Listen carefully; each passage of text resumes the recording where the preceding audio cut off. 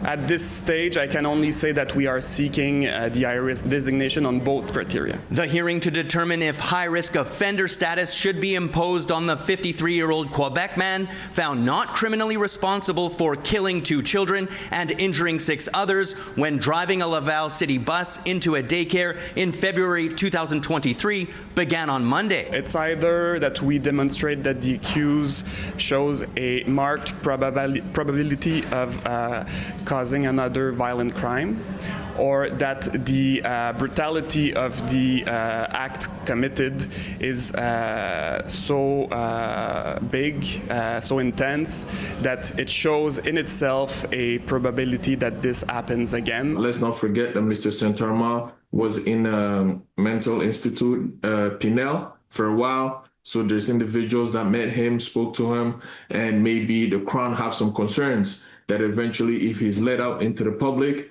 there's a high risk of him reoffending. Earlier this year, it was concluded that Pierre Saint-Amand was unable to determine right from wrong at the time of the fatal bus crash after psychiatrists found he was likely experiencing psychosis at the time of the incident.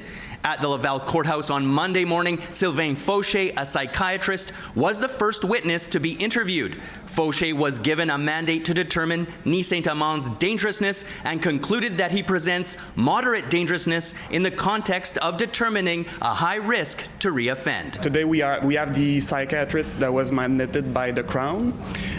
This afternoon and tomorrow we'll have the psychiatrist that was mandated by the court, and maybe tomorrow or the day after we'll have the psychologist that was mandated by the accused. Saint-Amand was present in the courtroom Monday wearing a gray sweatshirt. He was not handcuffed but was kept in a secured area where he listened during the hearing.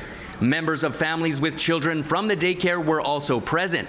Being declared a high-risk offender would mean that a person is held under strict conditions, notably concerning absences when being detained at a psychiatric facility. I can compare it to adding a padlock to a door that's already locked. So it guarantees that the accused would stay detained at the Philippe Pinel Institute and that he would not be allowed to leave, but for escorts, and that to have that removed, he would need to pass again in front of the Superior Court. If he stays at Pinel for a certain time, he's always going to be at the hands of the justice system. The high-risk offender hearing is scheduled all week. He is right now incarcerated at the Philippe Pinel Institute, and it will stay like that until the judge will decide on the issues that we have to decide this week and in November. In Laval, Gareth Madoc-Jones, City News.